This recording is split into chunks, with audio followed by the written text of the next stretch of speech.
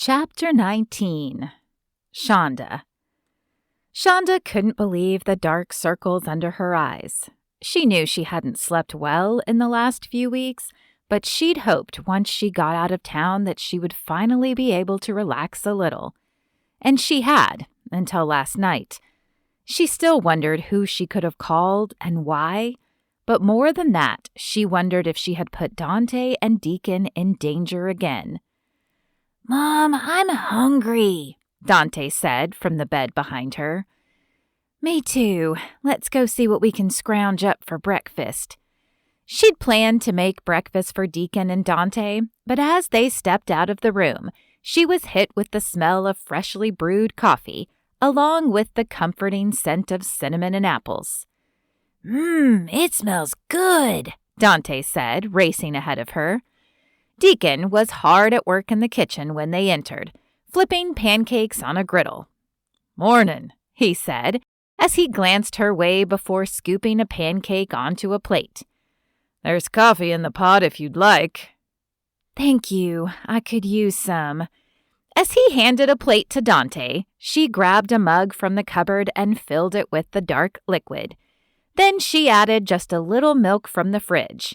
Normally, she took her coffee a little lighter, but she felt that she could use the extra jolt of darker coffee today. When she sat down at the table, Deacon slid a plate of pancakes in front of her before pulling out a chair and sitting down as well.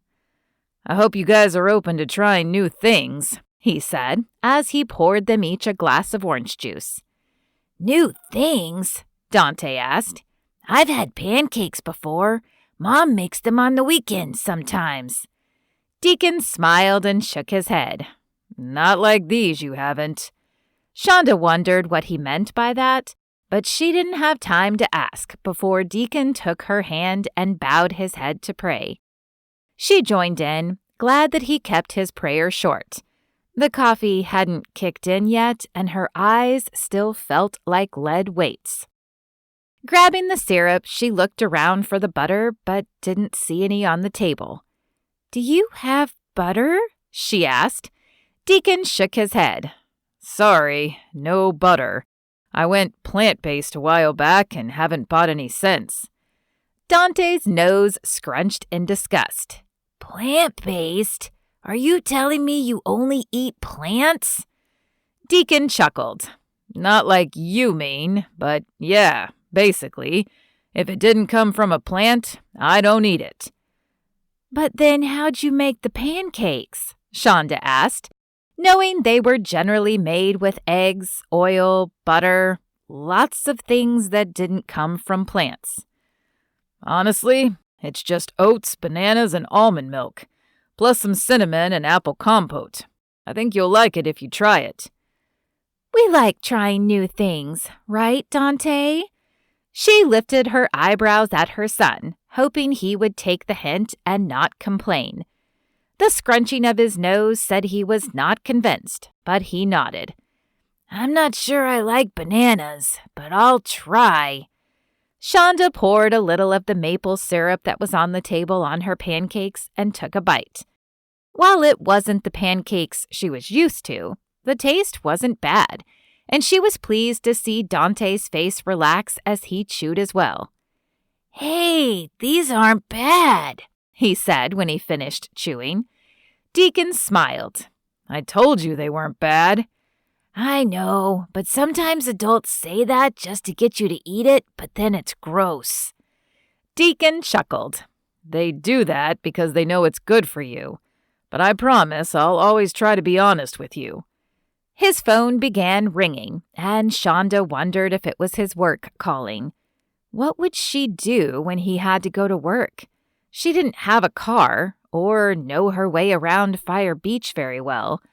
She supposed she should have asked about that sooner, but instead of telling her he had to go, he handed the phone to her. "It's Diane at the hospital." Though surprised, she took the phone and moved away from the table. Normally, she wouldn't take a call during mealtimes, but this was important. "Hello?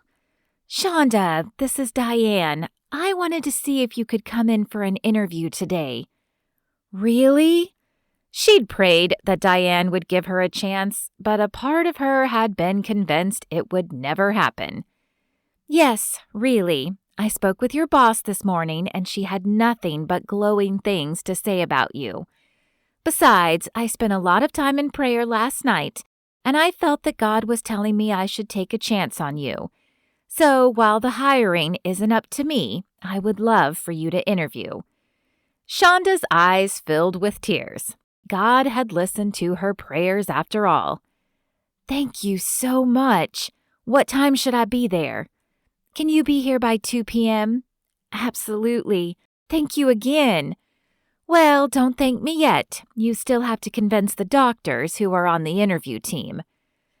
Interviews always made Shonda nervous, and interviews with multiple people were even more nerve-wracking. But she was determined to ace this one. I'll be there. She just hoped that Deacon could either drop her off or tell her how to get a bus. Well, how did it go? Deacon asked when she returned. She handed the phone back to him and sat down to finish her pancakes, hoping they hadn't gotten too cold. I have an interview at 2 p.m.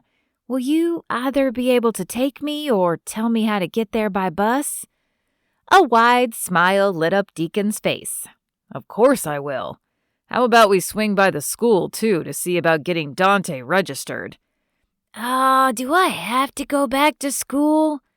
Yes, you do. If you and your mom are going to be here for a while, and it looks like you are, then you have to get back to school. Dante rolled his eyes but nodded. Okay. Do you think we can stop by a used car lot too? Shonda asked. I don't have a lot of money, but I'd like to see about getting something inexpensive until I can get my car back. We can look, but I have a motorcycle in my garage. I could use that, and you could use my truck until we get your car back. Dante's eyes widened. You have a motorcycle too? Can I ride on it? No, Shonda and Deacon said at the same time. She smiled at him before turning to Dante. Not until you're older, and I can't take your truck, Deacon. What if you need it? Well, I do have friends who could give me a ride if I needed it. But if you really don't feel comfortable taking my truck, I could see about having your car shipped here. That would probably be cheaper than buying a new one. She took a bite of the pancake and thought as she chewed. That's true, but what if whoever is watching the house follows the shipping company? Well, I don't think there's much of a chance of that. I am certainly willing to help you in any way I can, Deacon said. He finished his pancake and then sipped his coffee. How about after breakfast we stop by the school, the car lot, and then spend some time driving around town so you can familiarize yourself before the interview this afternoon? Shonda nodded, realizing once again how lucky she was to have a man like Deacon. I'd like that.